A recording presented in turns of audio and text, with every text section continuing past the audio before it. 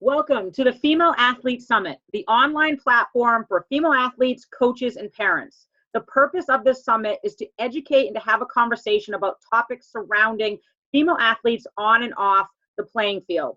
Today, my guest is Josh Henkin, and we will be talking about building resiliency and movement strength for the female athlete. So, Josh, welcome to the call. Thank you so much for having me, Jen. I appreciate it. So Josh, let's take a minute and then let's talk about you for a second. Talk about your background, your education, your experience, how you started DVRT, and then everything. Sure, that's my favorite subject, right? About me. No, I know it is. I'm just kidding. No, I appreciate it. Basically, growing up as an athlete, but being a very kind of subpar athlete. My sport growing up was basketball. And being very young, I was taller than everyone, and then you get to the point where everyone catches up with you. And so, it was one of those things where I found out quickly I wasn't the fastest. I didn't jump the highest, which is all very good when you want to play basketball. And so when I was about 14, I had a very bad ankle injury. And so my older brother, being an older brother, was like, "Oh, you're not going to sit and pout about this. We're going to do something. We're going to go work out." So he brought me with his best friend at the time. It's actually someone, a name you might know, Mark Crabtree, who unfortunately passed a couple years ago now. I remember my first Bally's experience being pinned by the barbell on the bench press. My older brother making fun of me, as brothers do.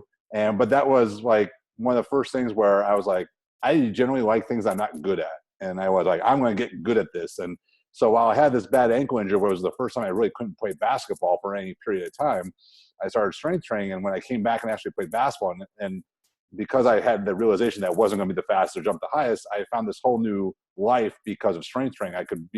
Because I was stronger than most of my competitors, that gave me an edge over a lot of the competition. Because yes, this is the time I'm old. I'm talking like an old man, where strength training and basketball necessarily didn't go hand in hand to a large degree. So that was my first sort of introduction. Like, wow, this is really interesting, that I could be a competitive athlete and not be the best athlete in the process. But then about 6 months later, and I think it ties into the ankle injury, I also blew out my back.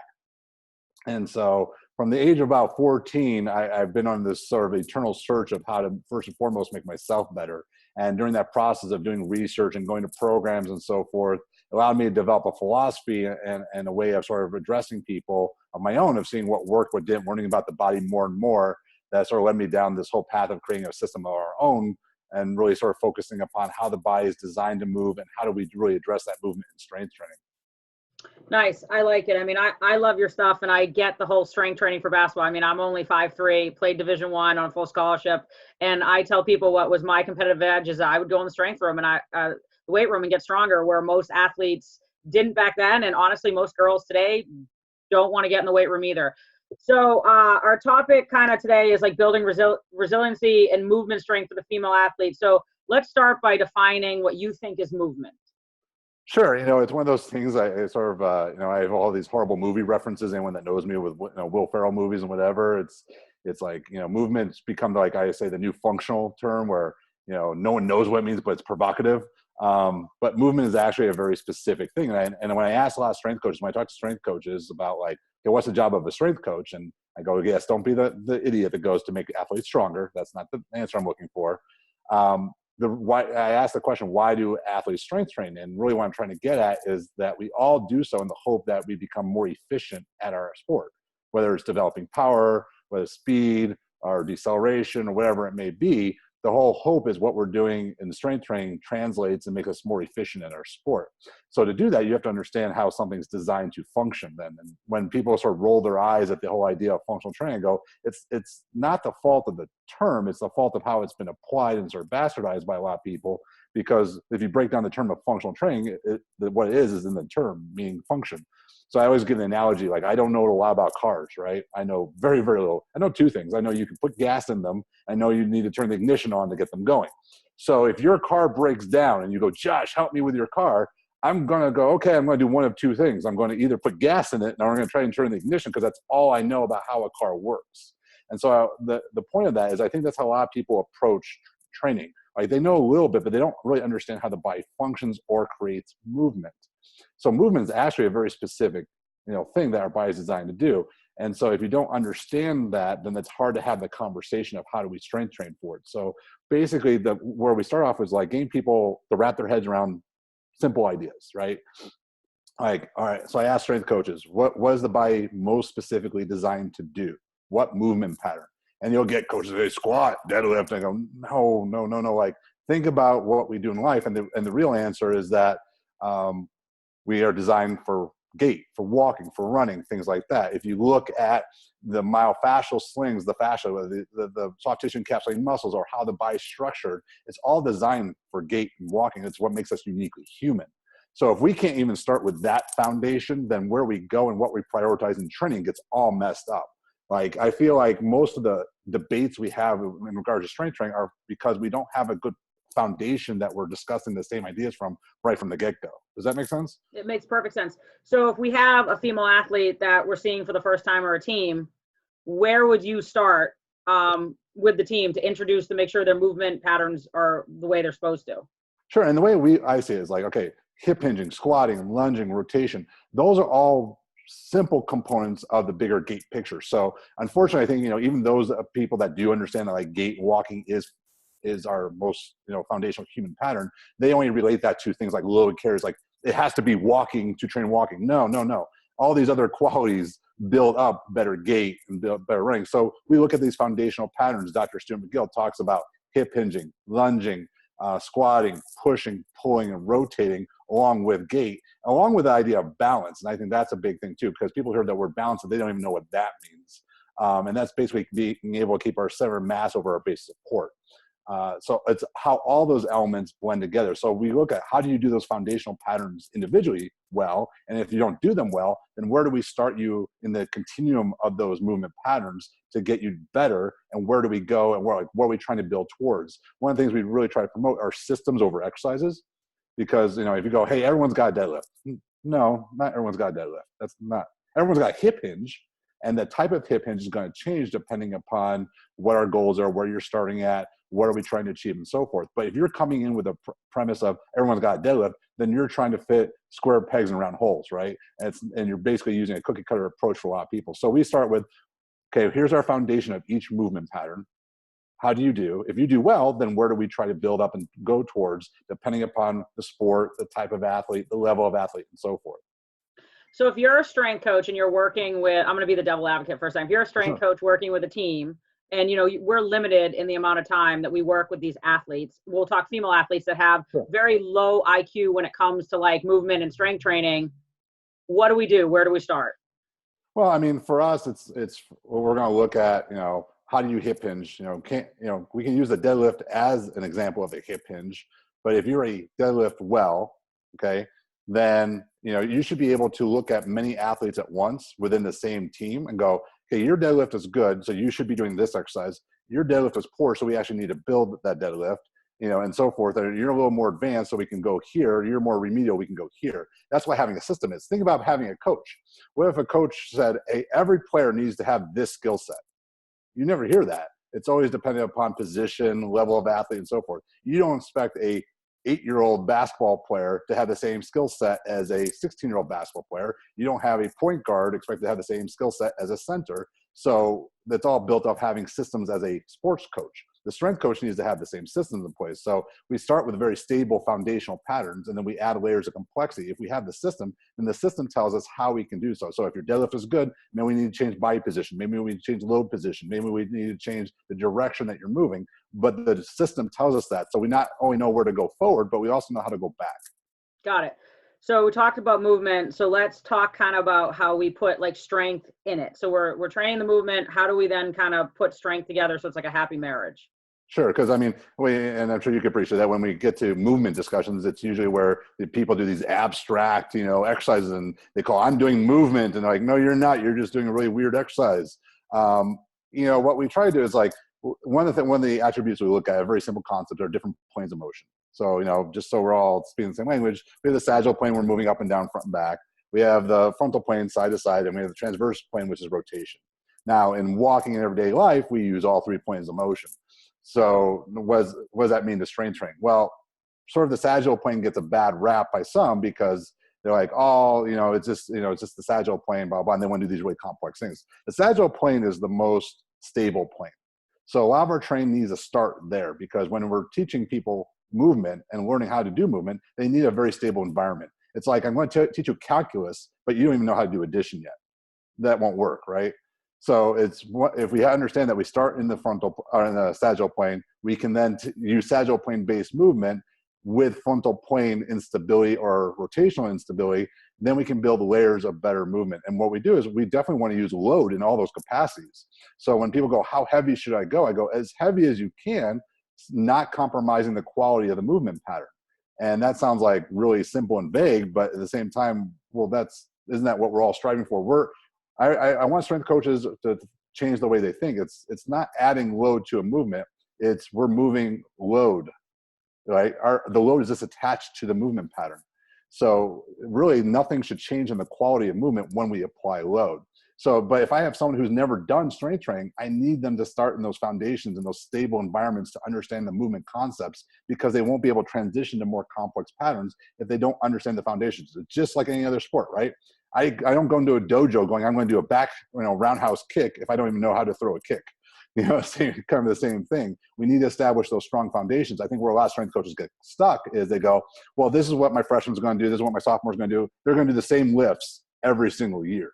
And the hope is that they're, by getting stronger, and we can say that's a vague definition of itself, that they're going to get better. I always tell coaches, like, your freshmen should be doing the same thing as your seniors. Or, your 8-year-olds shouldn't be doing the same thing as your 16-year-olds and so forth. So I think it's one of those things, unfortunately, that a lot of strength coaches don't, like you said, get into this dilemma where they go, I have limited time, I got limited resources. How do I do this all? Well, that's where the system has to come in. If you don't have a good system, then you will feel overwhelmed. If you have a good system, then it's very easy. You just go, hey, this is what we're going to do, with these athletes, this is what we're going to do here. And if they do well, we know where to take them.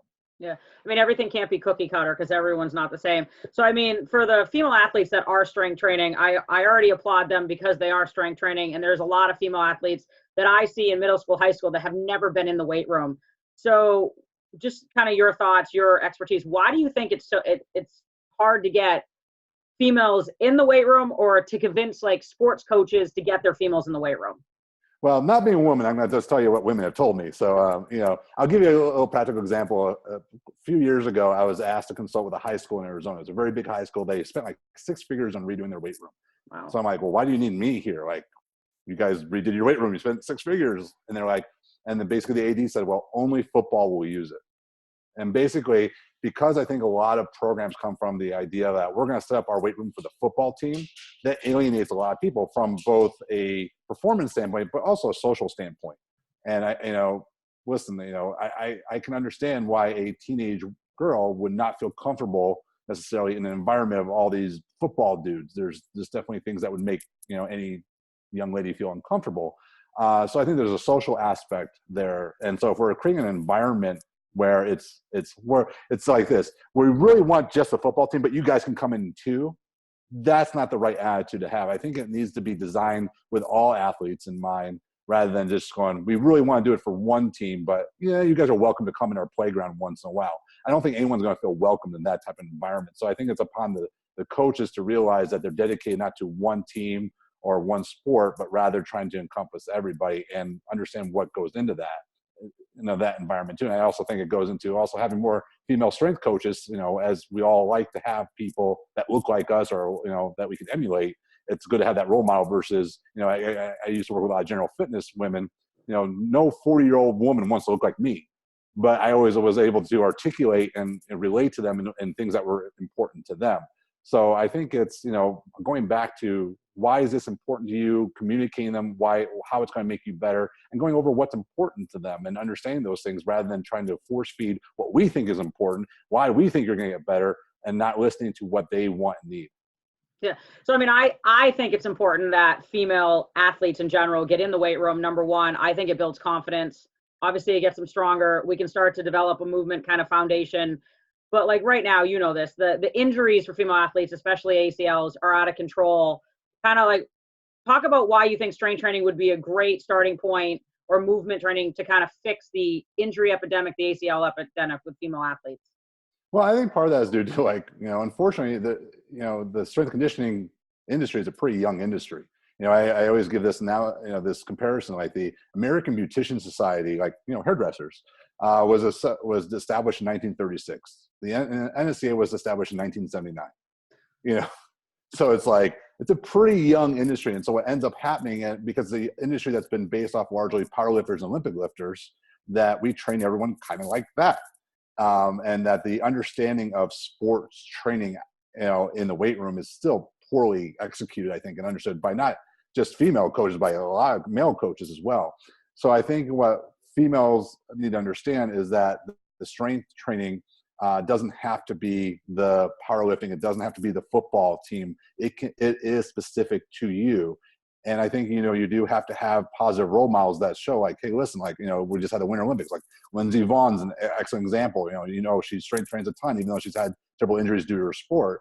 You can't perform at a high level without strength nowadays. And it'll give you an edge where athleticism is always maybe a genetic limitation for you. So I think, teaching young ladies how to strength train and be successful at it. We all like doing things that we feel good at doing. No one likes doing things that they suck at. So I think, especially dealing with a lot of kids in my past, kids and adults are two different in this respect. Like, I think kids are just more apt to this. Like, no one wants to look stupid in front of their peers. And so, I think getting people to try new things is kind of a hurdle, because no one wants to look stupid to their buddy or their friend or their group or whatever it is. So I think if we have, an established system going, hey, you know what, you want to be a great athlete, you want to be performing at a high level, you got to do this at least as part of your overall athletic structure, then, and getting buy-in from people that are successful and that have done it, then I think it's easier. I think it's all about getting buy-in. And I think the buy-in comes from the top down. Like, golf wasn't as another sport that was really popular with strength training until Tiger Woods started doing it. Well, Tiger Woods wouldn't be the great role model for strength training for golf if he didn't also win. So I think having positive, female role models of a high level going, you need to strength train, this is what we do to get here, is the fastest way. Because again, if I tell young ladies this guy got to do it, like, well, look at this dude. Like, this dude's going to tell me I got to strength train. I don't want to look like him. I don't want to be all manly and gross. It's one of those things. So I think it has to come from role models that they respect in different sports and go, hey, this is now just an expectation that if you want to be a successful female athlete, you have to strength train. And it's the lack of strength training, because let's face it, it's not just female athletes, just young people in general are coming in more deconditioned. And so and when they try to play their sports, they're going to suffer more injuries if they are coming in more deconditioned to play their sport. Absolutely. I mean, the athletes I see coming in from the fall, they haven't done anything in the summer. And part of that is because they're overworked, they're stressed out. So when the summer comes, they check out, and I don't blame them. But no, that's some really good points you put together. So we talked about movement, we talked about strength. So let's talk about like what female athletes require in training for performance and resiliency. It's funny. It's one of those things where I don't think men and women are that different. I think the sports probably dictate more than the genders do. Obviously, a basketball player and a downhill skier have different needs. But I think, to look at a lot of things, for example, I think all athletes need a lot of lower leg and foot stability. So I think it's understanding how to control their body, how to use their feet. I'll talk from experience, having grown up in the age where every basketball player wore the high tops and got taped and wore braces, like that really debilitates a lot of the athlete. And that actually causes more problems than does good. So I think what happens to a lot of young female athletes is like, their knees bothering them a little bit, so they get their first brace. Now this is bothering them because they're not actually building stability and control over there. They get another brace. I give this, the joke, because we live in Vegas now, but when we live in Arizona, we're opposite most of the rest of the country, right? When it's winter time, we go outside. When it's summertime, we go inside. So when it's winter time, it starts getting nice and cool. You see the first people go out jogging. First week, they're jogging by your house, right? Second week, they got a knee brace. Third week, they got an ankle brace. As they do their activity more and more, they start to brace up more and more because they're hurting. So I think we have to teach people body control, and that is a part of strength. Like, I think people think load is always this thing to challenge a movement. As you know, we use a lot of times in our system load to give feedback and to give understanding of movement. Because a lot of people, especially because we don't have these elaborate physical education systems anymore, come in with not understanding how to use their body. So if you just ask them to do a bodyweight squat, it's going to be bad because they don't know how to do it, right? No one's ever taught them how to use their body. So a lot of times we'll use a load and we'll use other mechanisms of feedback to teach them, because you can verbally, I can tell you what to do, but if you don't know what that feels like, how are you going to actually create that outcome? So we got to use better cueing to have them understand how to use their body to create the outcomes that we want. So I think a lot of that comes down to, having better systems in place of like, okay, like a great example is like when we talk about core stability. The running joke I give is from I'm dating myself a little bit, but the Paul Rudd movie, I Love You, Man. Andy Sandberg is the personal trainer. They're throwing the medicine ball to his client.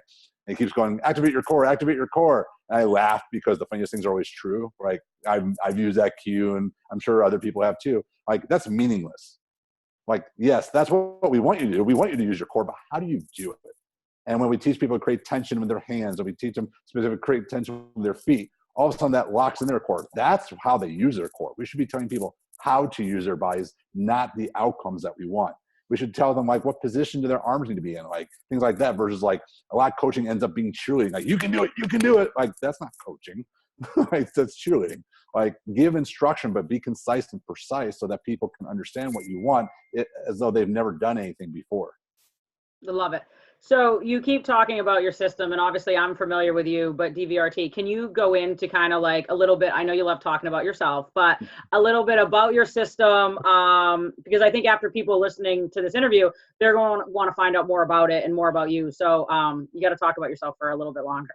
All right. So DVRT stands for Dynamic Variable Resistance Training. Now, I want people to understand, like, I have a background, like I did Olympic weightlifting, I did like strength and conditioning. So I always found that it was frustrating at some level. I didn't know what the problem was. And literally and especially when I was working in strength conditioning at the university, like just felt like we always plugged everyone into the similar program, and we plugged everyone into similar exercises. And it really didn't seem like our only system of progressing or regressing was either changing weight or reps. And that, as probably as a lot of coaches can relate to, that didn't really solve a lot of problems, and it didn't really build a lot of success overall. Like, I always think a lot of times, and Coach Dose talks about this, like, a lot of times athletes are like successful in spite of their training rather than because of their training. Yeah. So what I want to do with DVRT is solve some of those issues. So I want to give coaches like a system. Like, what does it mean? Like, how do we like actually know where to start people and where to take them? And how do we do that beyond just weight reps? Because, especially for strength coaches, they go, well, what do you mean like beyond, weight? And the thing I always tell people is like, if adding weight was the best way to do everything, then we'd all be lifting like thousands of pounds, right? Like, you'd be like, yeah, I'm squatting today like 3,000 because I've been lifting for 15 years. Like, you should be able to squat thousands of pounds if we work in that linear model. But obviously that's not what any of us do, and we're not capable of that, most of us human beings. So there's got to be other things going on. So I want to like, what's limiting our strength? So we have to go back to the really foundational concept of strength training, which is progressive overload. And when people hear that term, they go, oh, well, Josh, you're talking about adding more weight. And again, I took some screenshots for our coaches. Like, every textbook, not one textbook defines progressive overload as only adding more weight. It's always adding more stress. And so when you think about the different mediums in which a coach can create stress, you actually see that we have a lot of options. And those options are, yes, reps. Yes, it is weight, but it's also speed of movement. It's range of motion. It's plane of motion. It's body position. It's load position. So many more variables than most of us take account into our training. And so what that impact is, if you're not actually taking all that into account, you could be drastically changing the intensity of your training program to your athletes without knowing it. If I'm not delineating speed and rest intervals and range of motion and direction of movement, then I could be maybe exponentially increasing the intensity on someone without knowing it, not understanding why they're not appropriately achieving the results that we want. Unfortunately, as you well know, like, a lot of people see a new exercise and they're like, oh, cool, I want to do that exercise. Rather than going, oh, where does that fit into my system?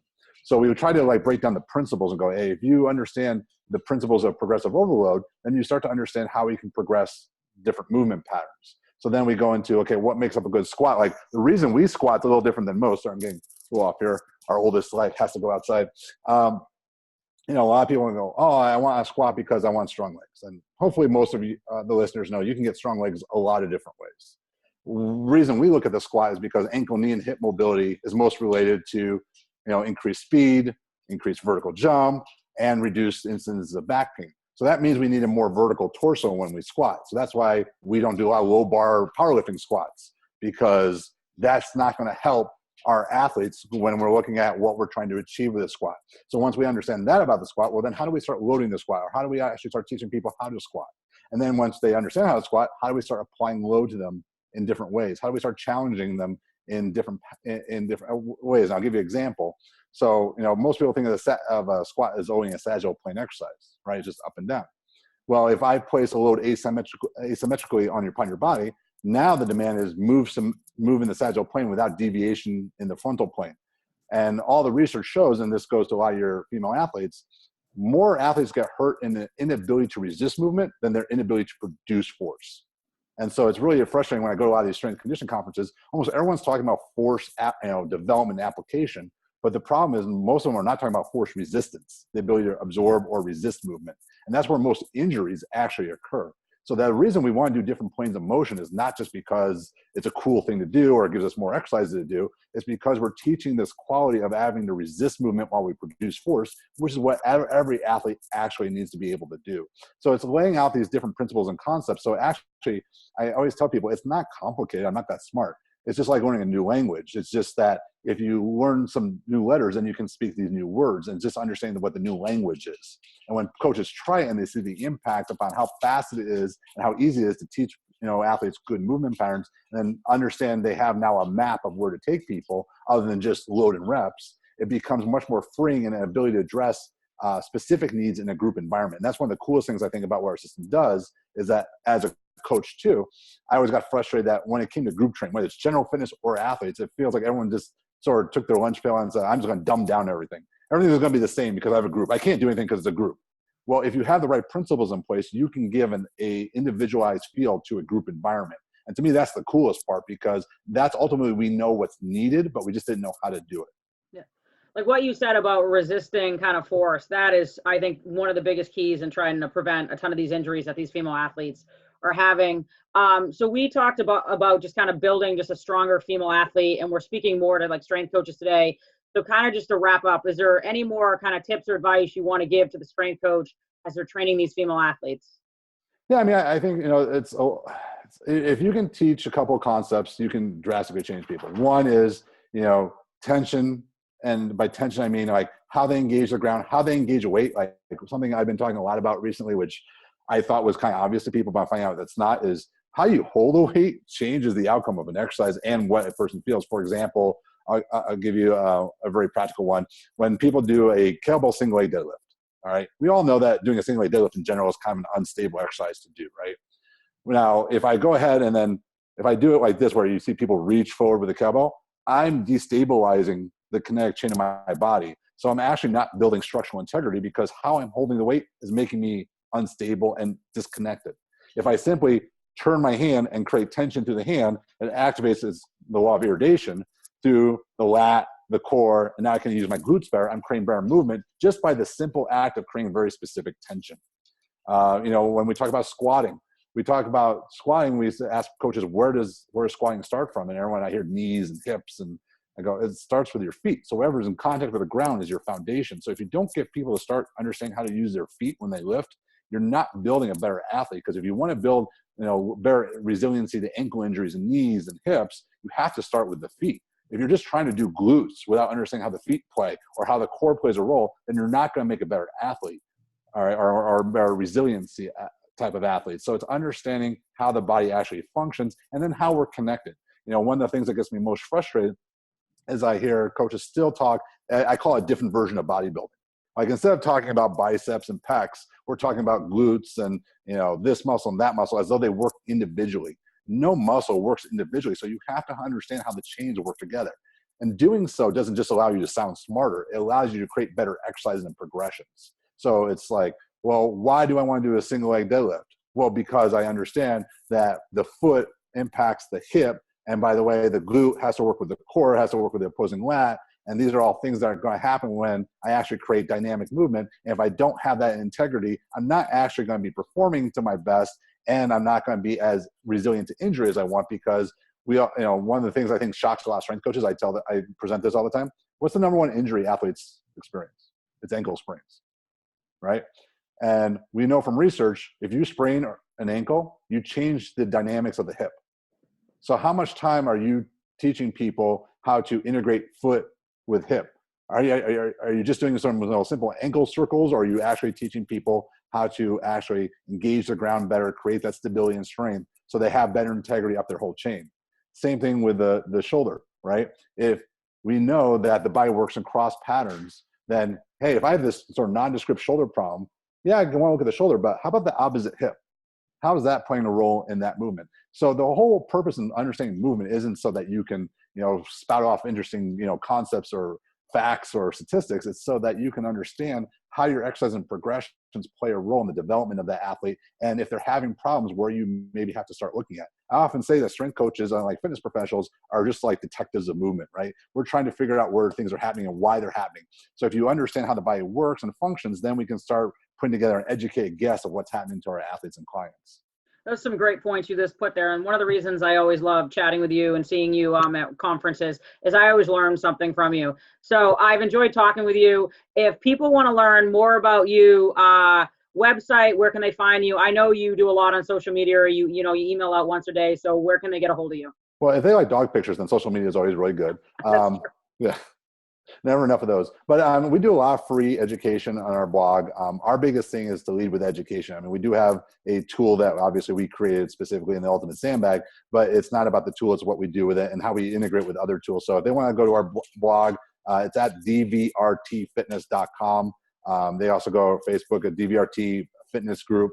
We talk a lot about the whys, and everything has to start with the whys, and then things make more sense. If you just look at without the whys, then things are going to look very confusing and very, very like unrealistic. But our whole goal is to hopefully, ask people to challenge their ideas and ask them to think a little bit differently.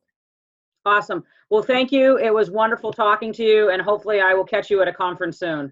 Absolutely. My pleasure, Dan. Thank you so much.